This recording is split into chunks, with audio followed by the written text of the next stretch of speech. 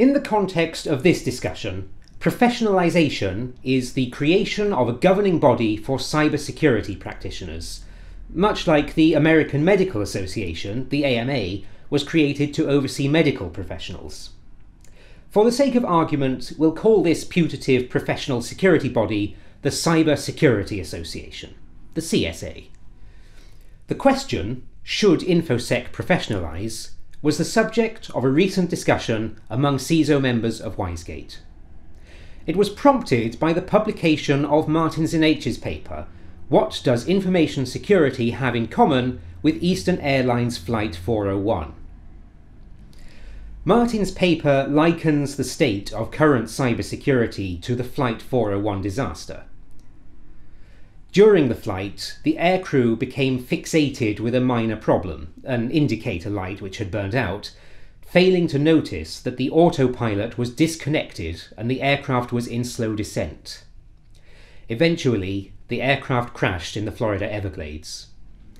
Martin's conclusion is that the effectiveness of information security is in a similar decline, and that the only way to reverse this process is through the oversight and governance of a professional AMA-like cyber security association.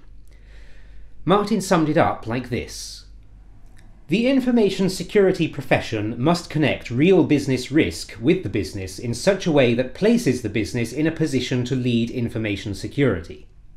Professionalizing this industry may just be the only hope of making that switch, and thus solidifying a permanent positive impact.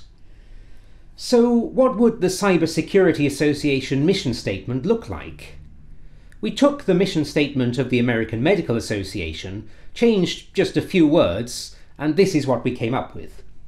To promote the art and science of cybersecurity and the betterment of user safety, the CSA has a robust House of Delegates consisting of representation from every state and cybersecurity society, a solid base of security professionals, a thriving advocacy influence, the most revered journals and resources in cybersecurity, and respected security tools. Together we can shape a better, safer future, not just for users and practitioners, but for the country as a whole.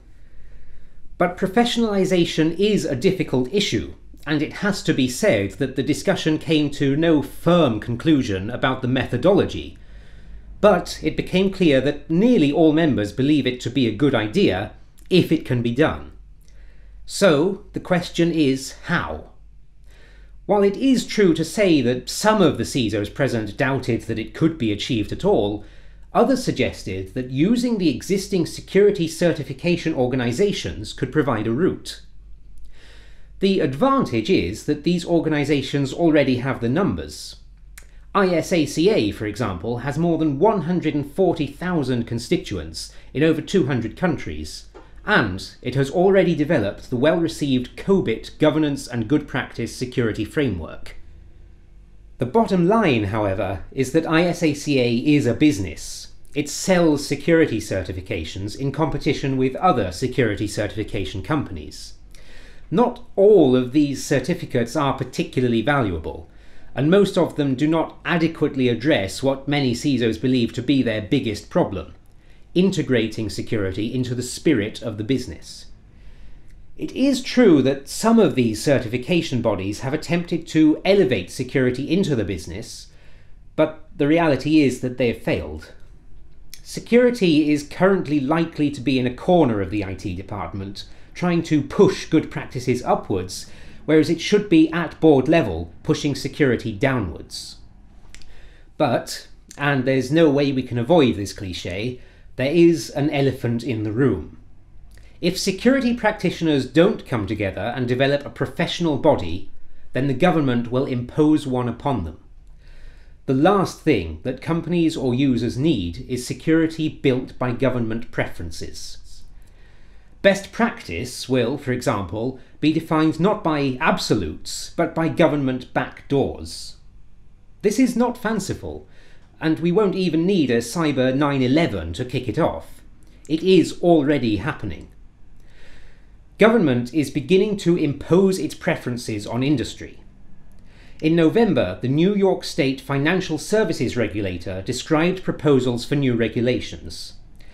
These will require companies to appoint a Chief Information Security Officer, will require that CISO to deliver annual reports to the Financial Services Regulatory Body, signed off by the board, and instigate multi-factor authentication for both employees and customers.